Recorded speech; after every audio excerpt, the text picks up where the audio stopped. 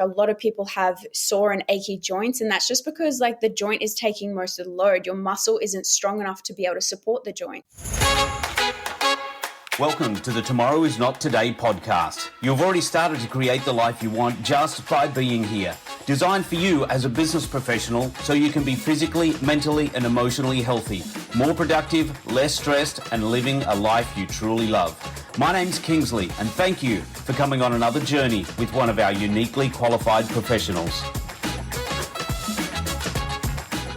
Brianna, thank you, and welcome to the Tomorrow is Not Today podcast. So good to have you on here today. Thank you for having me. I'm super excited.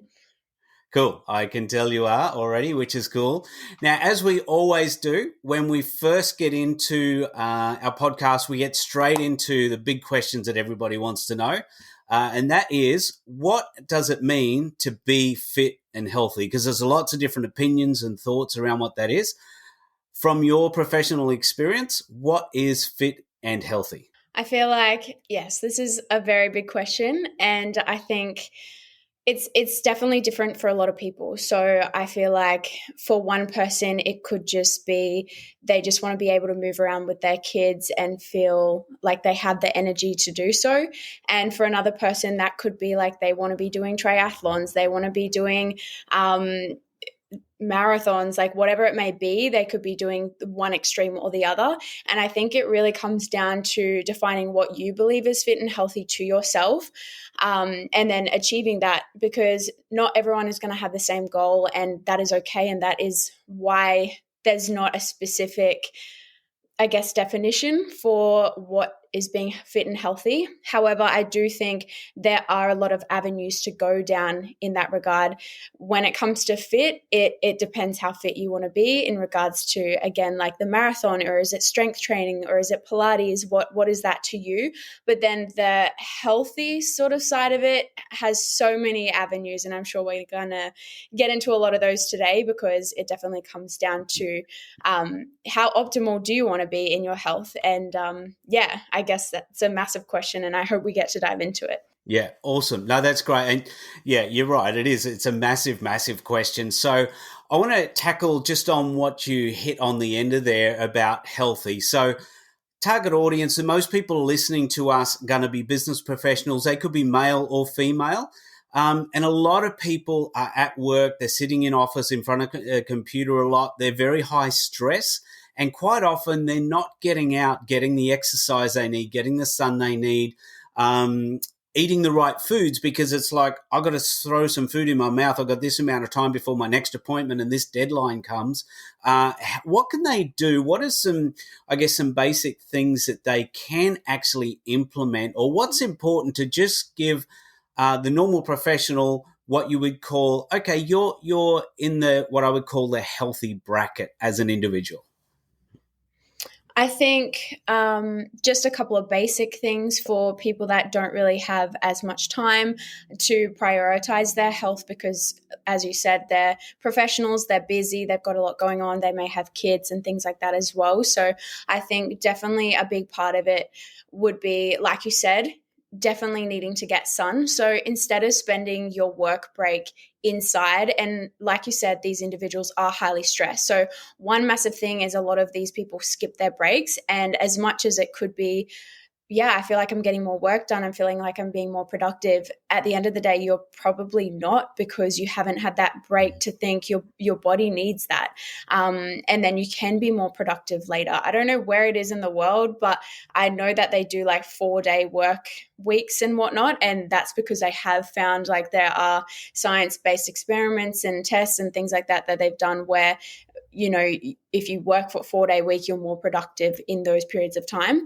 So I think if you do actually prioritize taking that break and going outside for whether it be like 10, 15 minutes or half an hour, sitting in the sun, getting that vitamin D, as we know, and I'm sure you've spoken about a lot of times in regards to getting the sunlight on you, in your eyes, all that sort of stuff is so, so important for your health, your happiness, longevity. So, like, we could go into that, but definitely like sitting outside with a coworker, if you like coworkers, or calling whoever you like and talking to a friend, because that also having that social interaction is awesome. Or just sitting alone, listening to your favorite music or podcast in the sun, eating your food, and making sure you delegate that time as well. Or you could take that next step and go, okay, I get a half an hour break, and then maybe going the first part eating in the sun, and then going for a 15-minute brisk stroll around the street or whatever, just to get your steps in, getting that fresh air, that sunlight. All those things are so, so important, because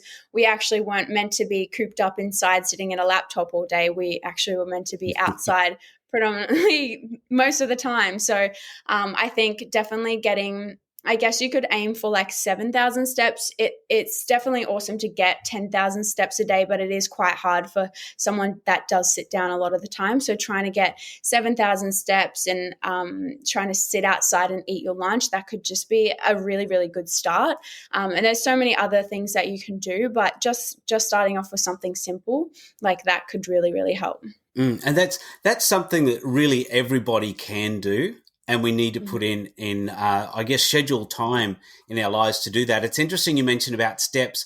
A brand new stat I just saw a couple of days ago that's just come out. I'm not sure if you've seen this one or not as yet, but by doing 9,700 steps a day, you reduce the risk of dementia by 51%, which Wow. just totally blows my mind Very and totally specific number. supports what you're talking about, because it is a very specific number. So that research has only just come out in the last week or so. It's brand new, which I think is exciting. And what you're saying about just go outside, get your steps in, especially in front of a computer, you're actually doing that. So it's not just for now, but it's actually for our long-term benefit as well, as far as that goes. So in regards to, so obviously that's getting outside, getting some exercise and that sort of thing.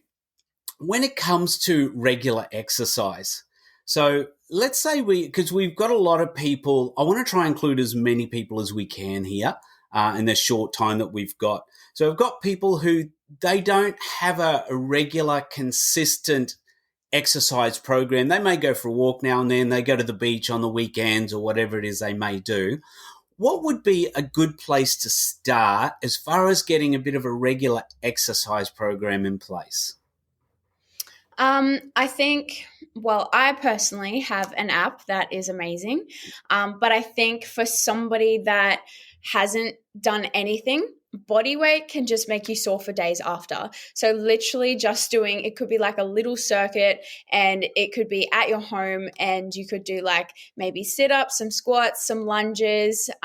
You could shoulder press your kids, like whatever it may be. You will probably find that you are quite sore after just doing that. And then it'll progress so much faster from there. So like if you don't have the time and scheduling maybe like half an hour a day if you're doing a home workout, but there's definitely so many group fitness classes and things like that where you don't have to think and you can just go into and do these sorts of things. However, they may not be specific to like physique goals if that's what you're looking for. I guess it definitely depends on the person and what they're wanting to achieve, because those classes are great to get you moving, but I have had a lot of people come to me as a coach and go, I've been doing these classes for a long time and I haven't noticed any results. But if you're just trying to get more fit and just have your heart rate up every now and then, a couple of times a week, and get those endorphins going, that can be a really, really great start. And then, you can delve into like more of a specific thing towards you and your goals, and finding something a little bit more individualized from there.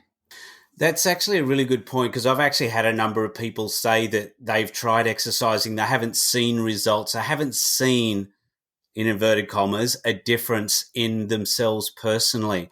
What have you found in your years of coaching that could be the result of that?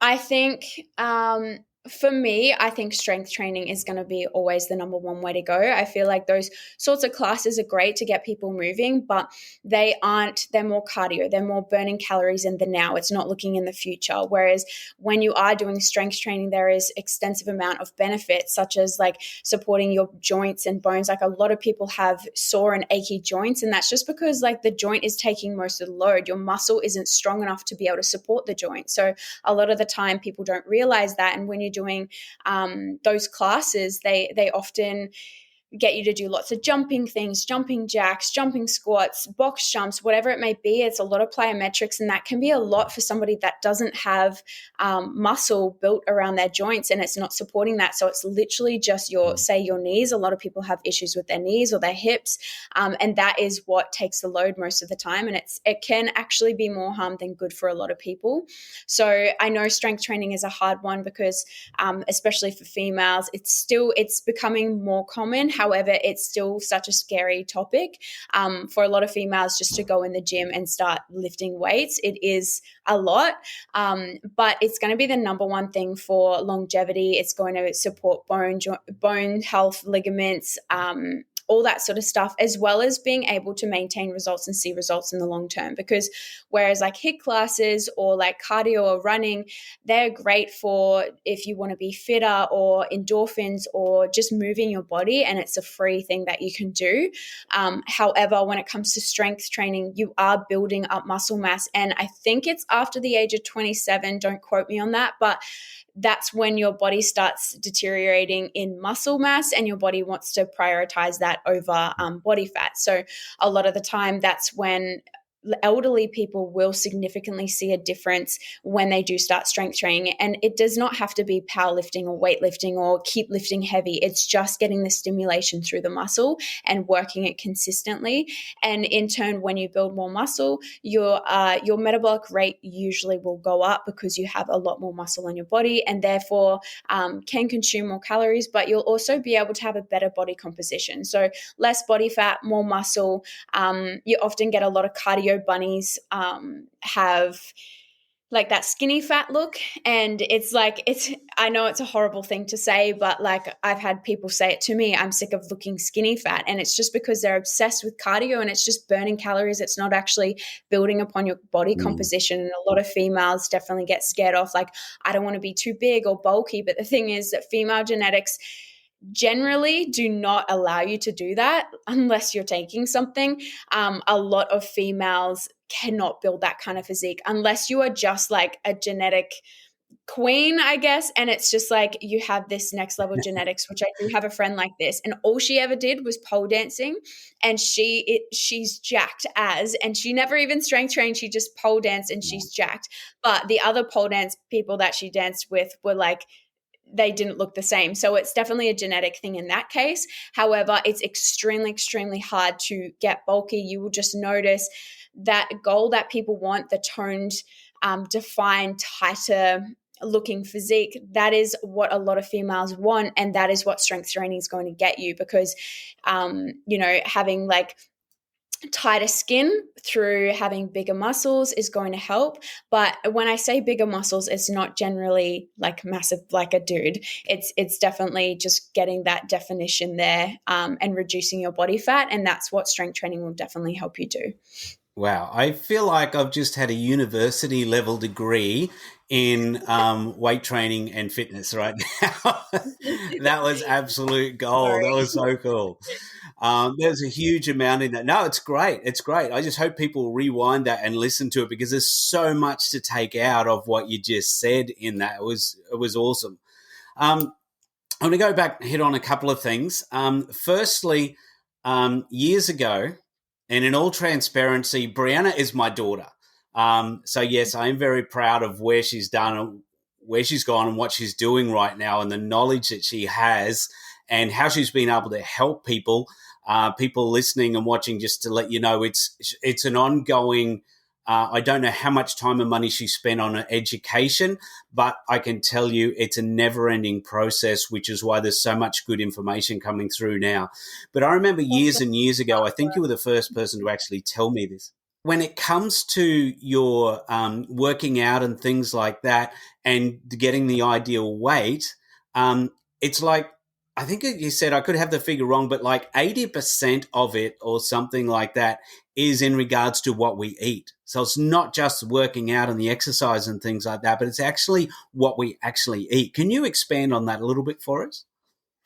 Yeah. So I love learning about nutrition because there is so much coming out in studies in regards to like the gut.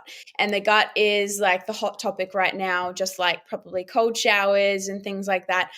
I just think we do not know enough about the saying, you are what you eat. And I didn't really realize what the saying, you are what you eat, meant until like recently. Like it does not mean like you eat a whole lot of fatty foods and sugar and you're going to become like fatty and whatnot. It really comes down to like, we are feeding our kids when they are so young sugar, and we wonder why there is such an increase in conditions like ADHD. You give a kid sugar, they go crazy and wild and can't sit still, and then they crash and sleep. Like, I don't know if there's any studies done and linked with giving kids sugar and ADHD, but that's just an example. And it's just like, if you open your eyes a little bit more to all that sort of stuff, it can be quite scary that the food that we are consuming is damaging a lot of what we should be. And I think a lot of the time it's people like, oh, one donut won't hurt, or having that balance. And I really was pushing flexible dieting and you can have it all and things like that. But I have noticed recently, and I have been doing a lot more research, and I have a gut mentor who I've been learning a lot of. And I want to be able to offer that as a service to my clients in the future, but it's just a lot to take on. And I need to be like learning so much more within the next couple of years to be able to provide that as a service, because I want to feel confident in what I know. But from what I've learned so far, it's just crazy that like just pure sugar or a lot of the things that humans have done to food and modified it's actually not great. It's really, really not great for our bodies. Things like even bread, they're putting sugar in, and all that sort of stuff can really affect your gut microbiome. And a lot of people, pretty much every human in the world, if you've got a gut, you have gut issues. And we tend towards the foods like donuts and lollies and pastries and pizza and things like that, because those foods have been created. You can get that like back in caveman days. That wasn't a thing. They're not sitting in their caves eating pizzas. Like, that's just not it. And like, I just think we don't realize that. Yes, we always refer back to that, but that's because it all comes down to that, like humans over the years have really affected what is in foods, how it's created to make more money, to actually, I personally think, and I hope this doesn't get a lot of hate, but I personally think like the government loves this little vicious cycle where they're giving us foods that actually affect our health, and then you're going and paying for the doctor, and then the doctor's prescribing you a medication, and then medication you're buying, and it all goes back to the government. It's a vicious cycle, and then at the end of the day you end up in hospital when you're older and you've got all these issues, and you're constantly paying the government all this money because they are genetically modifying, or not genetically modifying, but modifying our food, and that is affecting our gut at the end of the day. So and it's so hard because it's so expensive. All the foods that we shouldn't eat and easy accessible foods, fast foods, are so easy to get if you're just like, you're not prepared. And making healthy food costs more, and it costs more in time as well. And it is so hard to eat healthy because it is that way, and they've made it so hard. And like, you go into like Flannery's and everything is like 3 times the price, but that's because it's been not been sprayed with pesticides or chemicals, and it's not been in like white flour is bleached and all this sort of stuff. It's just like, there is so much more to it than we realize, and we don't realize that some fruits, what's actually in them I'm pretty sure, I don't know, but I'm pretty sure carrots were meant to be white. I don't know if that was actually a thing. I heard it once upon a time, could be when I was 10 years old and had no idea and believed anything.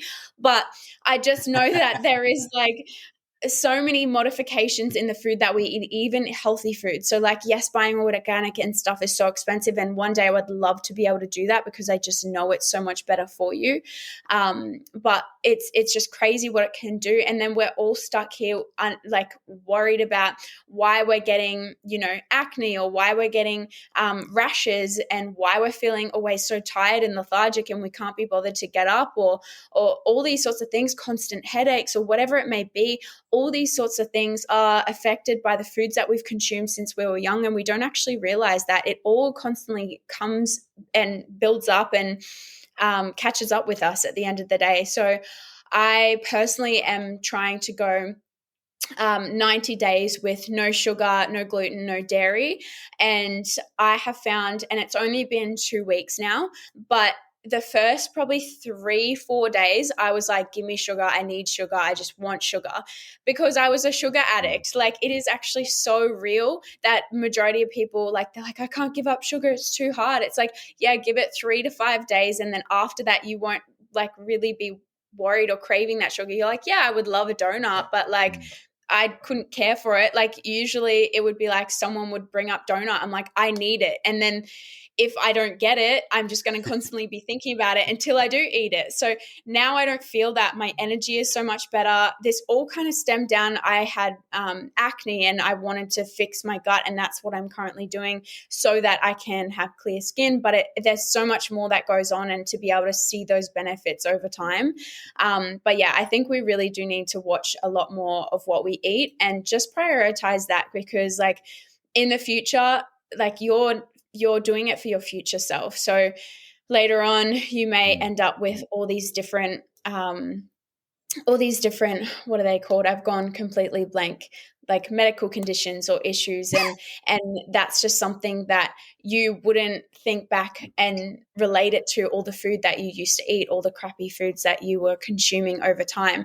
But if we can, like, you can make amazing meals, like with whole foods. Like, I literally make this nachos meal, and I like slice up my potatoes, put some herbs in olive oil and put it in the air fryer. And I do it and like for a long time so that it goes like crunchy. And then I put like chicken or pulled beef or whatnot on it. And I mix up like my avocado with like tomato and cucumber, and that's my guacamole. I can't have onions at the moment. And then you put like, I use like bone broth mayo. It is like the best thing ever. I know it sounds horrific and people are like, ew, what the hell? It is expensive, but it tastes amazing and it is so good for you. And then that's like kind of my like sour cream. And then I used to sprinkle cheese on it. I'm still trying to find like a alternative for that for now. But it's literally like so, so delicious. And I know it is a lot more time and energy put towards it, but you are investing into your future self at the end of the day when you are eating cleaner. And it's just so easy to just be conscious of that when you are shopping and thinking of things like that. I feel like I went every which way on that, but I hope that you've covered our whole menu, which is awesome. And we will be putting links to your social medias, because you've got all your recipes, watching you cook the whole lot on there, which are just absolutely amazing. What you come up with is stuff we look at it and go, wow, how did you even think about that? Or think that's an amazing idea. We've got to try it and do that, which is just awesome. So just real briefly, because you've hit on a whole ton of stuff there, which is great. And there's 2 things I want to hit on. Number one, if people want to get started eating more healthy, so you've talked about pulling out the gluten and dairy and different things like that. What is something they can put in quite easily? Because especially with the gut health, there's things like kimchi and all sorts of different things like that, the right yogurts and things. What's a couple of things people can easily do to start swapping some things over, I guess? I think it's really hard because everyone has different gut issues, and say things like kimchi can be good for some people, but for myself, maybe not at the moment because of like methylation issues, like things like that in the gut. So like you don't know until Mhm. you've had tests to know what you should be doing. But when it comes to eating healthier, it's not so much what you can, I guess, add to your diet. I guess like the basics of like fruits and vegetables and things like that. But sometimes fruits can actually upset some people's stomachs. So it's really hard to like specifically give people certain things. Mhm. But literally, it would just be more so like taking some things out. And I know a lot of people think, oh, I can't live without my chocolate or whatnot. But it's like if you cut out all processed sugar for like just give it like 5 days, you will notice such a big difference in your bloating. I have done this with some clients who have actually said to me, yep, I will commit to it. I've been like, can you do this? I just want to try or something. And the difference in not their body weight, but their body composition, a lot less fluidy, a lot less bloated, a lot less gassy, a lot less Wow. uncomfortable in their stomach, and so much leaner just by not even losing weight, but just by eating whole foods. And that literally comes from like when you think whole foods, it's like if it's not picked off a tree, then it's probably not whole foods. So, or like wherever you get whole foods. Even breads these Yeah. days is probably good to steer clear from. Even gluten-free breads, like there is a molecule, I won't go into it too much, called gliadin, but this can cause a lot of upset and inflammation in the stomach. And even in gluten-free breads from Flannery's that are like $10 loaves or $20 loaves, like they still can have this molecule in it. So it's really hard for, yeah. So how are we supposed to know this? We're not educated on this. We don't get educated on it. I don't think the That's why government you're wants here. us to. Yeah, and I just think all these like big companies just want us to like they want to make more money, so like the expensive things have like for example, like bread should just not be like you shouldn't be able to do this with it. It should pretty much crumble. Like when it's a proper bread, it should pretty much crumble. But over time we've changed it so that it tastes better and you want more and you buy more and you invest into these companies more, and that's why that these foods are like highly palatable foods and addicting foods. Like they have done Mm. research on what stimulation happens in the brain when you eat certain foods, when you get dopamine, when you get those hits of certain things. And that's why we constantly want sugar and crave sugar and think about sugar all the time, because they have made these foods like that. So you buy more of their product. And so steering clear of those sorts of foods and trying to have literally just like meat, veg, rice, potatoes, those sorts of things are going to be so beneficial for you. And just trying to steer clear of like, yeah, literally just take sugar out of your diet for 5 days, and see like, just write like maybe like a diary and be like, how do I feel each day? Like I'm craving sugar day 1, day 2, day 3, but day 4 I'm like I could live without it. Day 5 I'm like I can talk about it and be okay. Like, Mm. and it sounds ridiculous, but it's true. Like if I bring up like a donut to someone, like used to be me, if I bring up that donut, it's like, give it to me now. Like I need it. And then I want another one every single day. But now I'm like, I can talk about it and I don't feel the need to go get one. And it's just like, it Yeah. is like so hard because we are addicted to those things.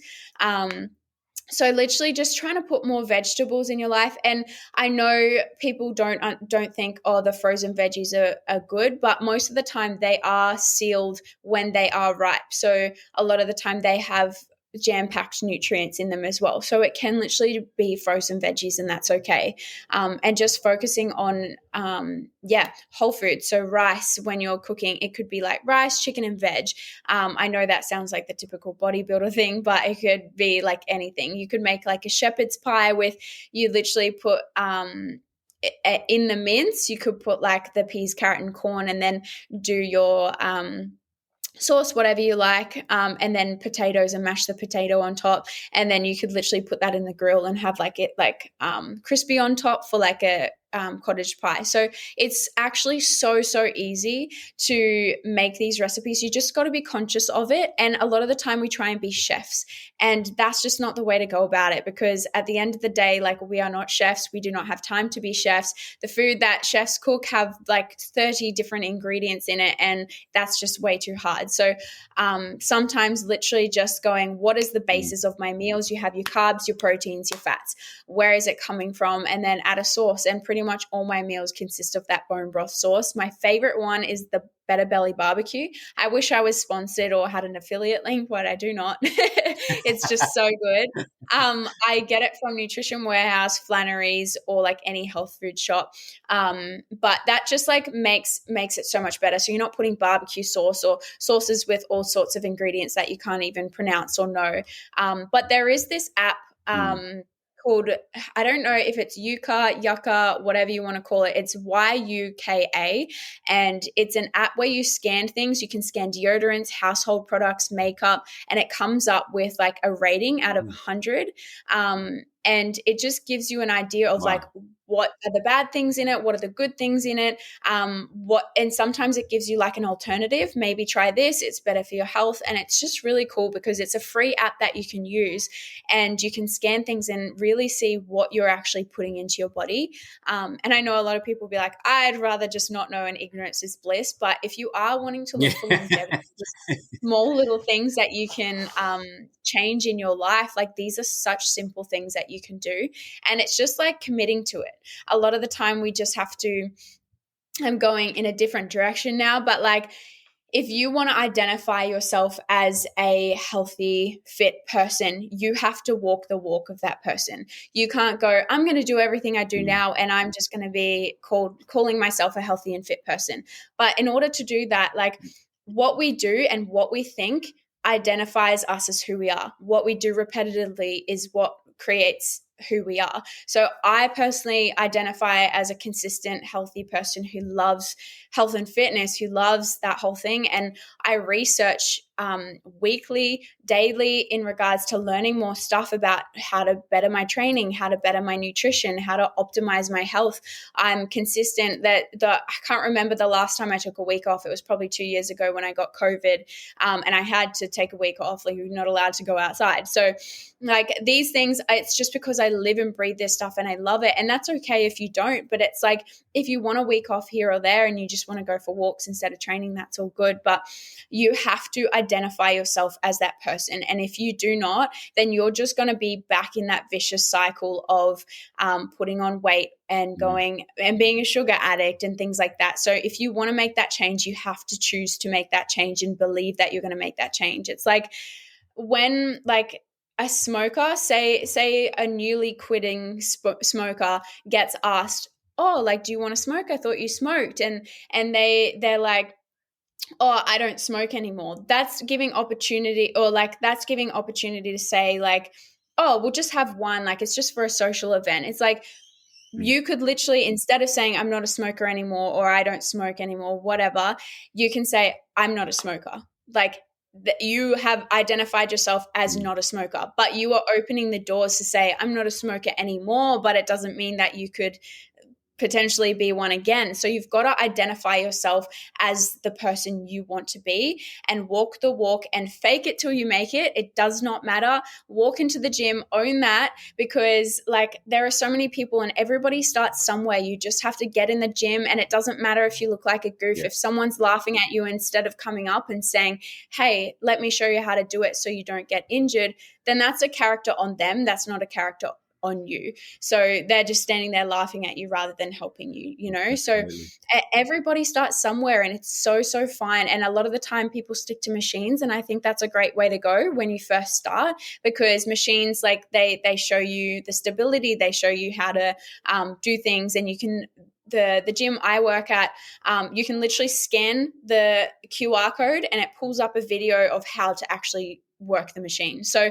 it can be so simple these days, and it's just about like applying yourself and committing yourself 100%, because, and it doesn't have to be, sorry, I shouldn't say 100%. You just have to commit to wanting to be a better version of yourself, because at the end of the day, it's progress, not perfection. And when we really try and aim for that perfection, and a lot of females do. We aim for that. It's just never going to happen, and we get pissed off and overwhelmed, and we think we fail, but you cannot fail if you don't give up. If you're having a bad week and you can't go to the gym, cool, that's okay. Start again the next week. That is so fine. As long as you don't quit, you will never, ever fail. And I think that's where a lot of people get it wrong. We just need to stop trying to be perfect, because we're human. We're not robots. We're not meant to be perfect. And that's what makes us who we are. So yeah, I think that thing about identifying yourself and walking that walk, believing you are that person, it'll happen. Health, nutrition, fitness, mindset, all in the one space there. And it's true. It's all part of the same thing. And that's one of the things we try to not push, but tell people here. You're one person. You can't do one thing and have one area good and the others not good and expect to be a good, whole, healthy, feeling, looking person that's going to operate well. And what you were talking about there as well with doing all these things, when people do get tired at work or not feel like getting up and exercising and things like that, it could be a lot of times what we're actually eating, what's going into our guts, etc. So it's critically important, all of that sort of thing. While we're on it, I want to hit another topic that most people don't want to go into, but I think is really important, especially from a personal trainer's perspective. And I know you work with a lot of, I think 100% women you work with, isn't it? Is it all girls you train? Yeah. Yeah. So you would know this very well. And being one is probably bonus in how to know this well, is the fact of, like, because a lot of people, and you sort of were edging towards it a little bit before, as far as the girls look at that perfect bikini body and they want to be that. They see it on Instagram, they see it on the magazines, they see it on TV as, all these, you might get a famous movie star or someone who, 4 weeks after they've had their baby and look at their body and all this sort of thing. And it's like, it's a big thing at the moment, this whole body image type of thing. But I'd love to bring some reality and practicality to this, take pressure off people, and bring the reality to it. I know my wife was at the gym about a week ago, and there was a girl come in who wasn't the typical fit, but she got on the machine and she just killed that thing. The weights were up. She didn't put out a sweat. She was obviously afterwards, she could see she was actually not just, she was actually a very fit individual who knew who she was and owned that. But she wasn't the bikini model.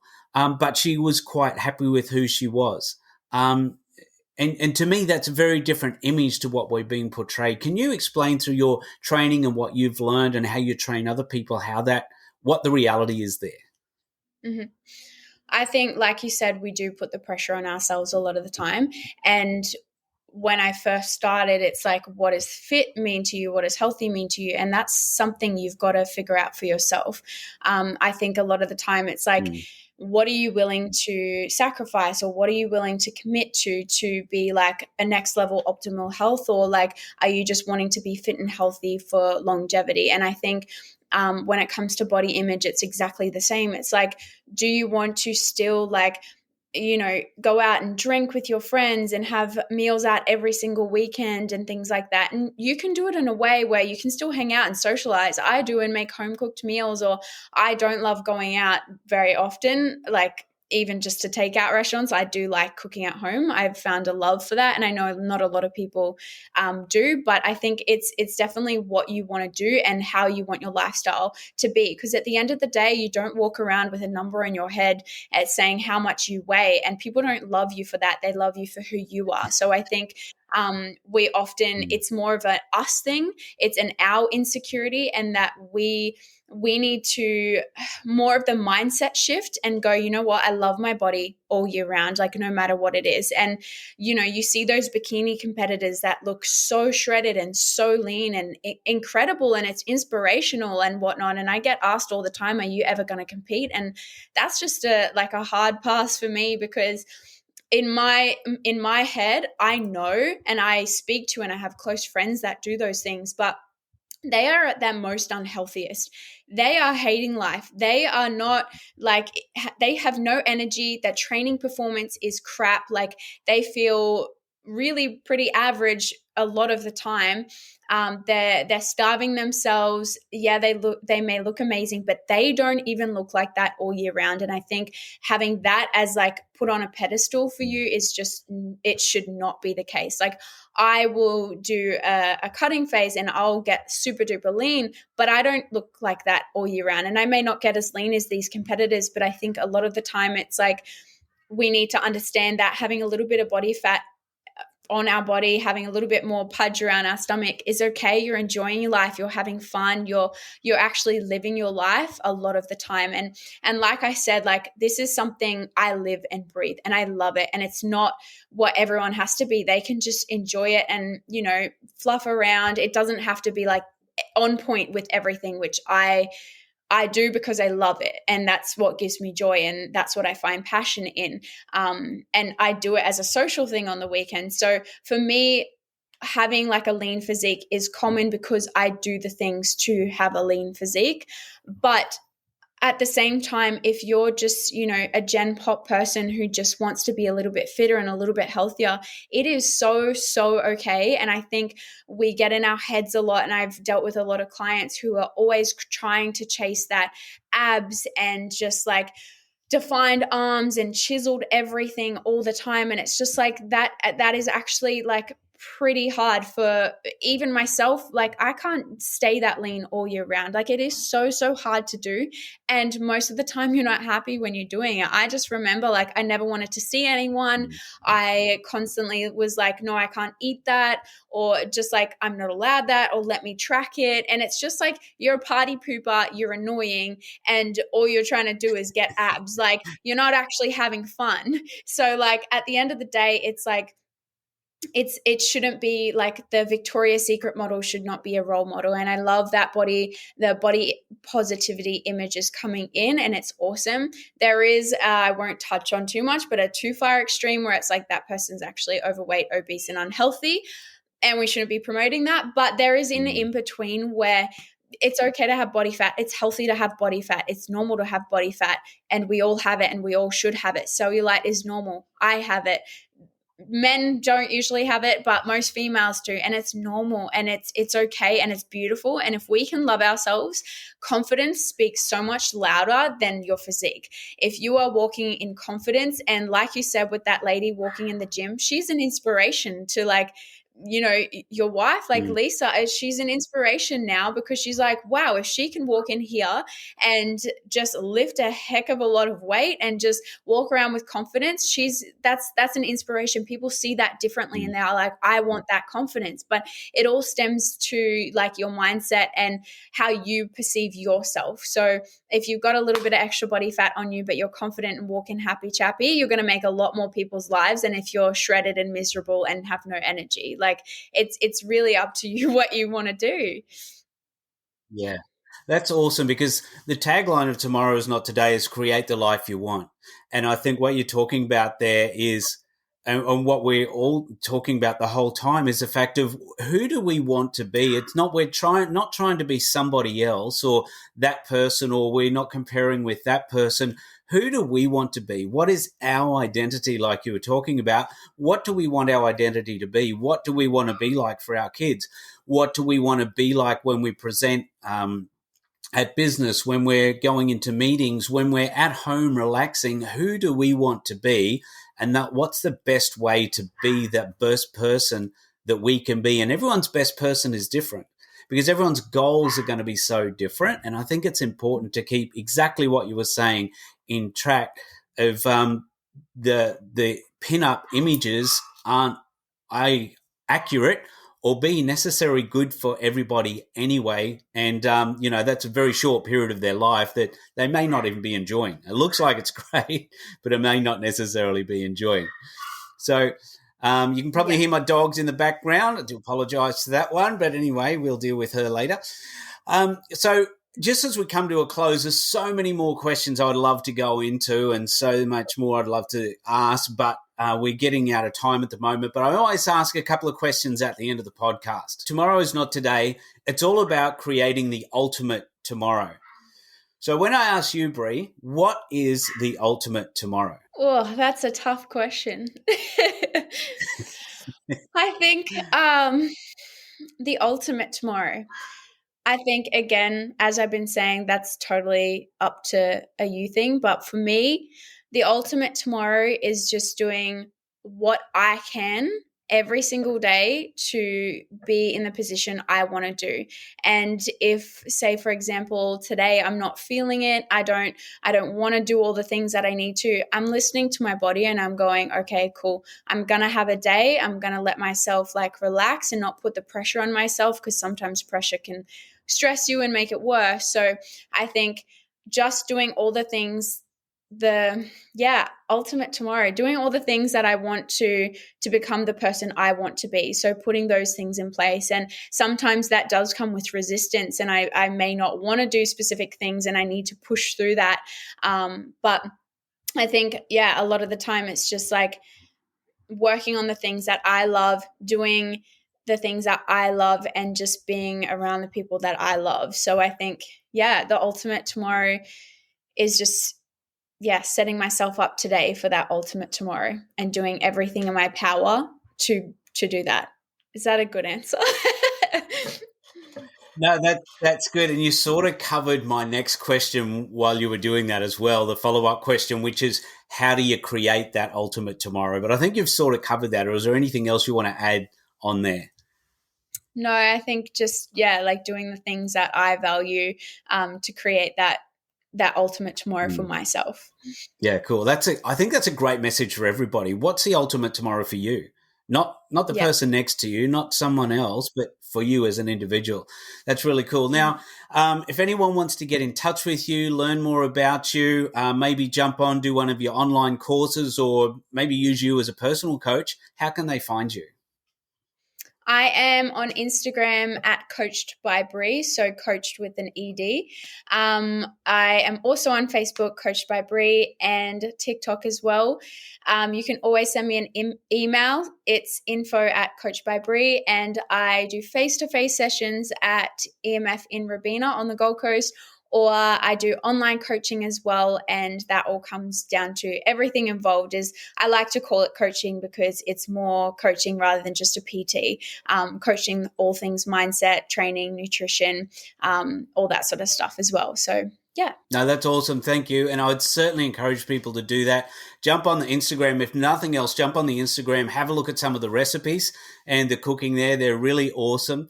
And I am just going to say one thing that has stood out in my mind since you first started training, and I think it's one of the reasons for your success outside of all the learning and growing that you do, is that you see a lot of PTs and they've got somebody signed up and they've got someone doing an exercise and they're on the phone playing with things or looking what's going on over there. And I've always noticed whenever I've seen you training that you are 100% focused on that person the whole time through. And it boggles my mind how you do that incredible focus, making sure they make the biggest difference. And I remember we were at the gym one time doing I think it was a Romanian deadlift or something. And I'm like, oh, yeah, this is pretty easy. And you come along and you went, okay, just tweak this, just do this slight adjustment. And I kept doing it. And it was really, really hard. Just having an expert like you know just small adjustments makes a massive difference to the results we can actually get. I was blown away and very sore afterwards. Yeah, I think a lot of the time for most people, it's like they watch a video and that's all good and well. And I think it's awesome just taking initiative and going in the gym. But sometimes like those tiny tweaks that you can't even see, it's just like, hey, just try and think about this and maybe shift this. And like the efficiency of the exercise can be like twofold better then. So sometimes it does come down to that. And It was massive, unbelievable difference. Bre, thank you again so much for being on the Tomorrow Is Not Today podcast. Make sure you jump on, check out where she is. If you want to get in touch with her, by all means do that. And thank you. Have a fantastic day. Thank you for having me.